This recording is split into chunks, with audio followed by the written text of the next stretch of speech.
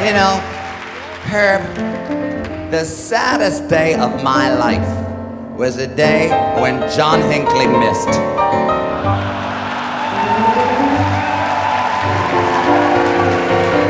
If I'd have had the strength, I'd have gone to Washington, D.C. and shot that son of a bitch myself.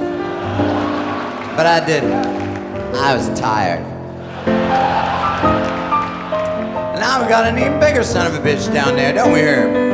So, if any of you have the strength, you know, have at it, you know, be my guest. What?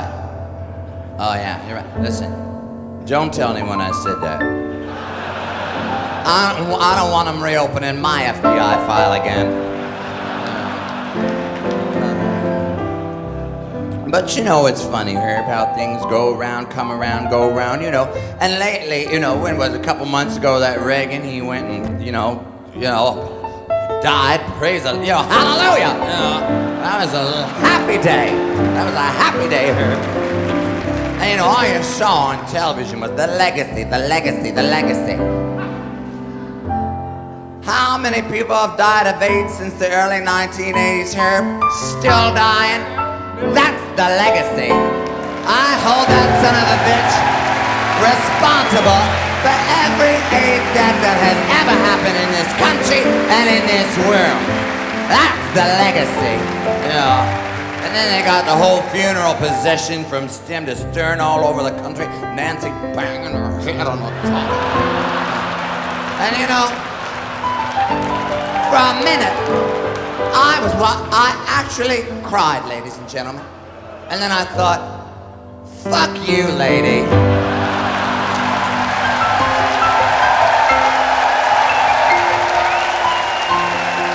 I'm not falling for that one.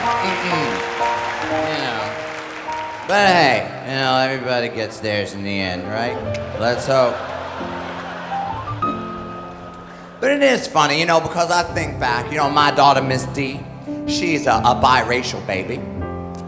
Now, of course, nowadays it's very trendy to have a biracial baby, you know, everyone's, but of course back then, when I gave birth to Miss D, that was a kind of a taboo thing to have a biracial baby. But now, you know, everybody wants one. You know, I think it's because of the gays, you know. All these gays getting married and having children, adopting a little Korean baby, a little Vietnamese baby, you know, from all over. It's, you know, and the gays are always the leaders. They're the trendsetters, right, you know. And so, of course, now, if you're a white baby, you know, you see a gay whoa, look at that gay fella over there with that little white baby. He must be doing pretty good for himself, you know. A little white baby, that's a status symbol, ladies and gentlemen, you know. Because those little white babies, they're not so easy to come by. You know. And you know, you think about it. Back in the day when we started performing, they had segregation. You know, you go all over, and the black people, they couldn't go in the front door. You know, old white, you let them sing and dance for them, but please don't use our toilet. You know. And I think back about it, you know, we used to, Herb and I would, we were on a kind of a circuit back in the 50s, and you'd travel around going from one cabaret, nightclub, venue, or boîte to another. And, you know, you'd other people be on the same circuit, and you'd meet people going here, coming in, going out. And I remember one day we were going into a place just as Billie Holiday was finishing up an engagement. Now, I don't know if any of you are familiar with Billie Holiday, but she was a terrific singer and a hell of a lot of fun.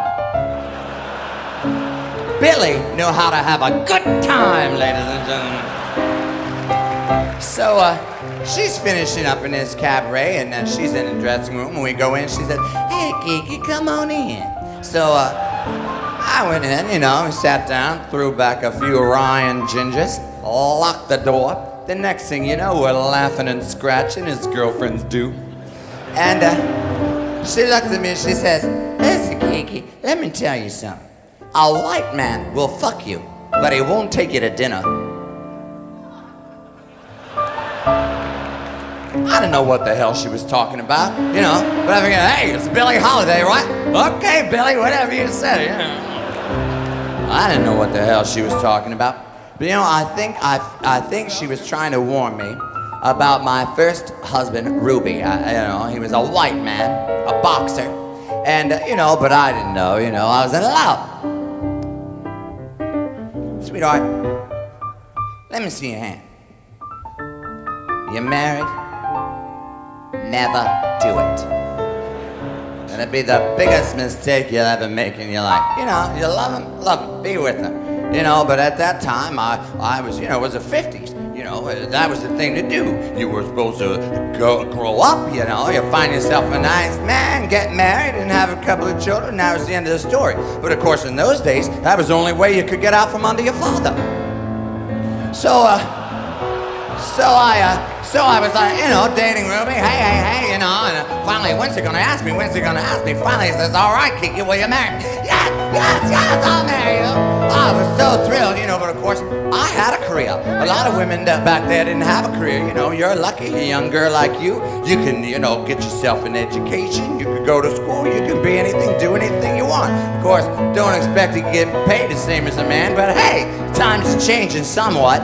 And but anyway, he said, hey, Kiki, I don't want any wife of mine working. You're quitting that job, and we're gonna have basically, I couldn't work anymore. And he says, so he installed me in a split-level ranch house in Nutley, New Jersey, where I proceeded to cook and to clean and to iron and to sew and to have a couple of, have a kid, wash the diapers, clean the diapers, do the laundry, take the laundry out in the backyard, had to put it over the clothesline, careful to take a damp rag across the clothesline before you put your sheets over it, so you don't have a big black stripe across your sheets. I mean, the minutia alone was overwhelming. And I hated it. I hated every minute of it. But I was bound and determined I was going to make my marriage work. And I knew he was cheating on me because, like I said, I did the laundry and I know that smell. But I said, no, I'm going to make this marriage work. And I decided, today's the day. Today is the day I'm going to put the spark back in this marriage. So I wrapped myself up in plastic wrap. And I was waiting for him when he came to the door, he takes one look at me, what the hell's wrong with you? And goes down the kitchen. I said, hey, Ruby, what are you doing? Let's do something nice. I'm gonna go somewhere. Let's go out to dinner. Just take me out to dinner. I'm gonna go somewhere. Let's go dancing. Let's remember what all this is about, And I hadn't seen Herb in forever because Herb had to keep working. And he got himself a job working in a resort in upstate New York in the Pocapees or the Pocono. Peekapoos, well, he was working for his people, ladies and gentlemen, in a nice Jewish resort upstate, I mean, how many times can you play that song? But I said, come on, Ruby, let's get out of here. Take me someplace let's go to the Pocapees and see Herb. Just get me out of here. I want to go out. He said, hell no, we're not going out. I want my dinner, and I want it now. And he went out in the kitchen and got himself a beer and went out and sat down in front of the television and fell asleep. Now, I don't know if any of you people have ever experienced this. We're just walking along, right as rain, fit as a fiddle and ready for love, and all of a sudden, snap! You snap! Oh, I'm okay, you're okay. Everything is groovy and it's well way. Tickety-boo, tickety-boo, tickety-boo, tickety-boo. Snap! Well, all I can tell you is that when Ruby went in that living room and sat down in front of the television, I just snapped! And I found myself in the kitchen. What am I? Who am I? What am I doing here? How did I get here? Grazing. Hands over the counter. What'll I do? Maybe I'll make some coffee. Hot water, cold water, cold water. Grazing. There's the refrigerator. What'll I have for dinner?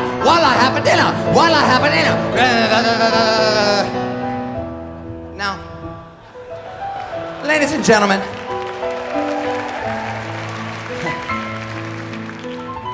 I've always had a thing for knives.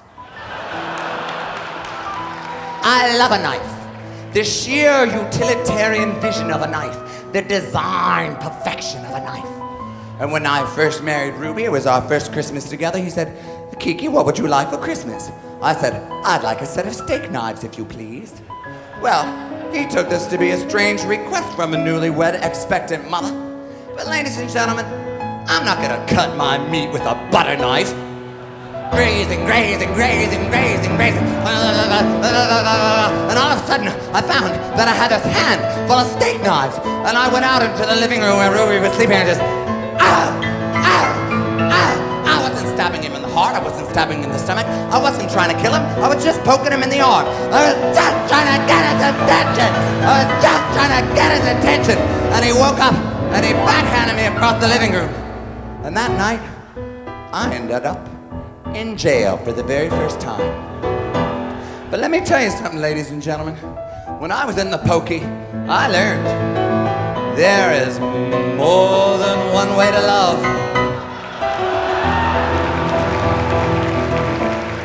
The next day, Ruby came to bail me out. I was waiting for him. Ruby, this is Sandra. Sandra, this is Ruby. He's the other woman. Don't mess with a disinfected housewife.